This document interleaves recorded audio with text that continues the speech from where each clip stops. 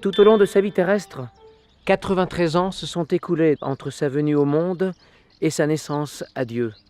C'était à la vie, à la mort avec le Christ, et c'était vraiment l'apôtre du Christ. Il me semble qu'un fil rouge dans sa vie, ça a été de tout mettre en œuvre pour favoriser pour chacun cette rencontre avec le Christ. Donc on pourrait dire, c'est l'apôtre de la rencontre avec le Christ. Il leur a permis de découvrir le Christ au plus profond de leur foyer. Il se passionnait, je vais dire, de voir le Seigneur à l'œuvre dans des individus. Carrément jusqu'à dire j'ambitionne de faire de vous des saints. Parce que ça, c'était son grand terme.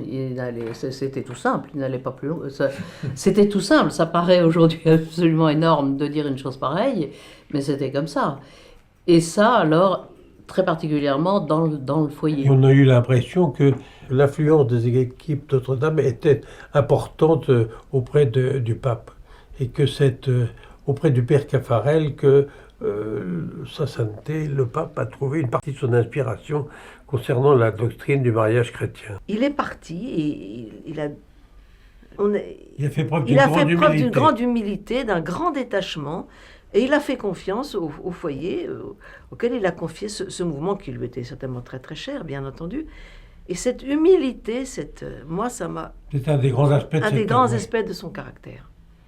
En même temps, un tyran, difficile, exigeant, etc. Et en même temps, cette humilité et ce détachement qu'il a manifesté, moi, ça m'a... C'était magnifique. C'était pas un homme comme les autres.